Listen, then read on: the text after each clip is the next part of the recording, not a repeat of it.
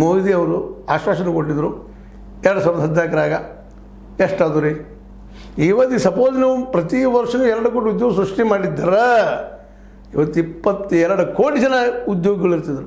ಮತ್ತು ಇಲ್ಲಾಕ್ರಿ ಮೀಸಲಾತಿ ಬಗ್ಗೆ ಯಾರು ಯಾಕೆ ಹೇಳ್ತಿದ್ರು? ಇದಕ್ಕೆ ಉತ್ತರ ಹುಡುಕುವಂಥ ಪ್ರಶ್ನೆ ಇವತ್ತು ಅದ.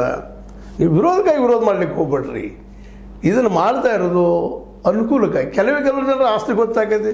ನಿಮ್ಮ ಪ್ರಹ್ಲಾದ್ ಜೋಶಿ ಅವ್ರು ಏನು ಮಾತಾಡ್ತಾರೆ? ಇಲ್ಲ ಯಾರು ಹೇಳಿಕ್ಕೆ ಹೋಗ್ಬೇಡ್ರಿ, ಮಾತಾಡ್ಲಿಕ್ಕೆ ಹೋಗ್ಬೇಡ್ರಿ. ಅಲ್ರಿ ತುಡುಗಿನ ದುಡ್ಡು ಹೆಚ್ಚಿಗೆ ಸಂಗ್ರಹ ಮಾಡೋರು ಯಾರು? ಟ್ಯಾಕ್ಸ್ ತಪ್ಪಿಸೋರು.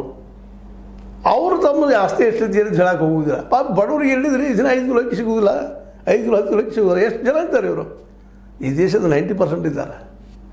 ಮತ್ತು ಅವ್ರದ್ದು ಏನು ಪರಿಸ್ಥಿತಿ ಇದ್ದಾರೆ ಹೇಳಬೇಕು, ಹೇಳಬಾರ್ದು. ಅದು ಮಾಡಬೇಡ ಸರಿ, ಮಾಡಿಸ್ಬೇಡ್ರಿ, ವಿರೋಧ ಮಾಡ್ತೀನಿ ಹೇಳ್ತಾ ಇದ್ದೀರಿ.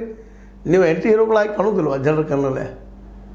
ಇಲ್ಲಿ ಬಹುಸಂಖ್ಯಾತರು ಅವರೂ ಇದ್ದಾರೆ ರೀ. ಮ್ಯಾಕ್ಸಿಮಮ್ ಯಾರಿದ್ದಾರೆ? ಹಿಂದುಳಿದವರು, SC ST ಮೈನಾರಿಟಿ. ಇವ್ರು ಕೂಡ್ರ ಇವರ ಮ್ಯಾಕ್ಸಿಮಮ್ ಈ ದೇಶದ 80-85-90% ಇದ್ದಾರೆ ಅವರು. 80% ಸಾವಿಲ್ಲ. ಅದ್ರ ರೈತರು ಬಂದರು, ಎಲ್ಲರೂ ಬಂದರು, ದುಡಿಯೋರಾಗಿದ್ರು. ಮತ್ತು ಅವ್ರ ಪರಿಸ್ಥಿತಿ ಸ್ಥಿತಿಗತಿ ಏನೈತಿ ಇವತ್ತು ಅವ್ರು ಅದ್ರ ತಕ್ಕಂಗೆ ಒಂದು ಆರ್ಥಿಕ ವ್ಯವಸ್ಥೆ ಮಾಡಬಾರ್ದು. ನೀವೇನೋ ಒಂದು 27% ಅಲ್ಲ 50% ಮಾಡಿ ಹೋಗಿದ್ಬಿಟ್ಟು ಉಳಿದ ಮೇಲಿನೆಲ್ಲ ಹೊಡ್ಕೊಂಡು ಹೊಂದ್ಬಿಟ್ರಿ ಇಲ್ಲಿವರೆಗೆ.